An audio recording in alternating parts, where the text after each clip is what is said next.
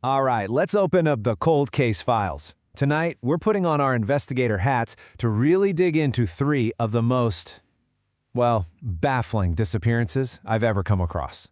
And these aren't just campfire stories, you know? They're legitimate forensic puzzles. But it's like the most important pieces were just erased. So here's the big question, right? How can someone just vanish? I don't mean just disappear. I mean, how do you vanish from a room that's got security cameras watching it? Or how about this? Vanish from a remote mountain, leaving your car, your dog, and get this, $32,000 in cash behind. Or maybe the creepiest of all, how do you vanish from a pitch-black road while you're literally on the phone with your dad? These are the kinds of impossible questions we're diving into. Look, we're going to move past all the spooky theories and online speculation. The goal here is to do a real, forensic-style analysis. We're going to look at the hard evidence, and just as importantly, the glaring lack of evidence that has kept professional investigators completely stumped for years. This is all about the facts on the ground.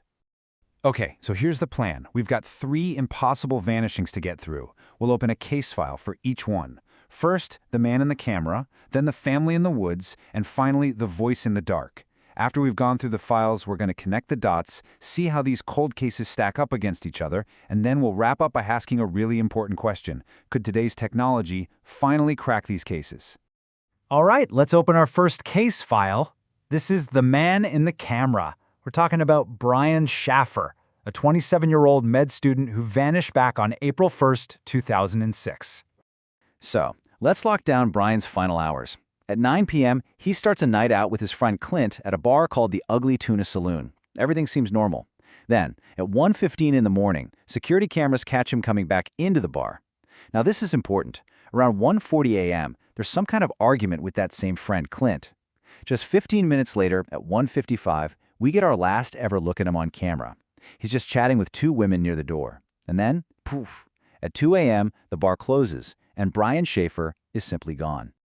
From a forensic standpoint, this whole scene is a complete nightmare. I mean, the only way out that wasn't totally covered by cameras was a service store that led to a construction site. It's a long shot, but maybe possible. But then you have the canine units. They track his scent right to the top of the escalator, the main entrance. And then the trail just goes cold, stops dead. Add to that, his friend Clint refused to take a polygraph. Then there's the phone. It's dead for 5 months. Then, out of nowhere, it pings a cell tower 14 miles away and then goes dark for good. Oh, and those 2 women he was last seen with? To this day, nobody has any idea who they are. And this quote from the lead detective, it just says it all.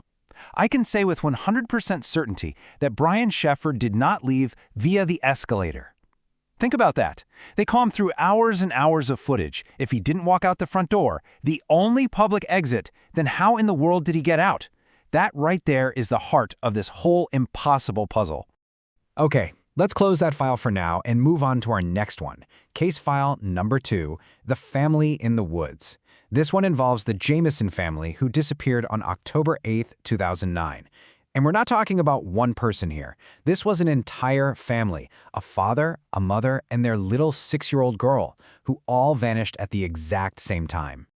The scene where they found the family's truck is just baffling. It's full of contradictions. So the truck is abandoned way out in the mountains. Inside, their dog, Macy, is still alive, but barely. All their personal stuff is there, wallets, IDs, phones, and $32,000 in cash, just sitting there. But a briefcase and a .22 handgun are missing. Weird, right? It gets weirder. Inside the truck, they find an 11-page letter, and it's just full of rage, written by the wife, Sherilyn, to her husband, Bobby. And maybe the strangest clue of all comes from their home security camera. It shows them packing the truck, but they're moving like zombies, totally silent in this weird trance-like state. It took 4 long years, but they eventually found the family's remains just about 3 miles from where the truck was parked. But you know what? Finding them didn't solve anything. In fact, it just made things stranger. The official cause of death was listed as undetermined. Now you have to understand that is incredibly rare. It means the medical examiner looked at everything and could find nothing. No sign of injury, no trauma, no disease. It's like their bodies just stopped. The bones gave no clues at all about how they died. All right, let's open our third and final case file. This one is called The Voice in the Dark. It's about a 19-year-old named Brandon Swanson who disappeared on May 14, 2008. And what makes this case so chilling is that it's all about what was heard, not what was seen. The entire timeline of this case revolves around one single, unbelievably tense phone call that lasted 47 minutes. So at 1:54 in the morning, Brandon calls his parents. He's crashed his car in a ditch. He stays on the phone with his dad and he's walking, describing what he sees. He thinks he's heading towards the lights of a nearby town. They talk for 47 minutes, and then he just says, "Oh," and the line goes dead. Here's the truly heartbreaking part. Cell phone records later proved he was 25 miles away from where he thought he was. He was completely lost. Search dogs tracked his scent for 3 miles. They even tracked it across a river. And then, in the middle of an empty field, the trail just vanished. That last word? Oh? Everything comes down to that. It wasn't a yell, not a cry for help. It was a sound of surprise, like he just encountered something completely unexpected out there in the dark. What did he see? That question, that is the entire mystery. Okay, so we've looked at the 3 individual case files. Now it's time to put on our analyst hats. We're going to start comparing these cases side by side, looking for any patterns or any key differences that might link them together. Let's break this down. This table really helps us see the evidence in 2 buckets: the hard, physical stuff and the more anecdotal human element stuff. For Brian Schaefer, you've got physical evidence like the security video, but that's contrasted with anecdotal clues like the argument with his friend. With the Jamisons, you have all this bizarre physical evidence, the cache, the dog, the remains, but you also have these really personal anecdotal clues like that angry letter and their trance-like behavior.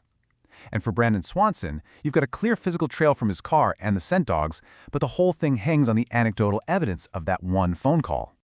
When you look at all 3 cases, you see 2 huge roadblocks that kept popping up.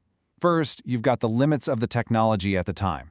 For Schaefer, it was blind spots in the camera system. For Swanson, it was bad cell tower data that made him think he was somewhere he wasn't. But then on the other side, you have the human element, which is always unpredictable. In Schaefer's case, a key witness just wouldn't cooperate. For the Jamisons, their strange behavior makes it impossible to know what they were thinking. And with Swanson, his own confusion in the dark played a massive role in what happened. You also can't forget the environment. Each location presented its own unique kind of challenge. Schaefer's disappearance was in a busy city. It's almost a locked room mystery, right? The challenge there was how to hide in plain sight. For the Jamisons, they were out in rugged mountains. There, the biggest enemies are the elements, wildlife, and just how fast evidence can disappear. And then you have Swanson, out on a flat, rural prairie. In a place like that, in the middle of the night, the vast, empty darkness is the real monster. So this all leads to the big question we have to ask with any cold case. It's been well over a decade for all of these. What if we could investigate them now? What could the technology of today, let's say a 2026 toolkit, do to crack these cases wide open? So what kind of tools are we actually talking about? Well, for starters, there's advanced digital forensics. We could use modern AI to clean up and enhance that old security footage from the bar in Schaefer's case. Maybe we could finally get a clear look at those 2 women. Then there's genetic genealogy. You could retest the Jamisons' remains, looking for any tiny trace of DNA that wasn't theirs. If there was foul play, this could potentially track down a suspect. And finally, for Brandon Swanson, you've got GIS and satellite mapping. We could create these incredibly detailed 3D maps of the entire area he vanished from, maybe spotting things the original search teams missed, like an old well or a sinkhole. And so we're left with this one last lingering thought. When you have a case with no witnesses, no confession, often no body, what's the most important clue? Is it the stuff that's left behind, the abandoned car, the single cell phone ping? Or is the clue that was never there in the first place, the thing that's missing?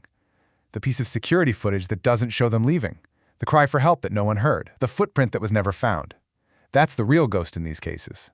And that is the fundamental puzzle of an impossible disappearance.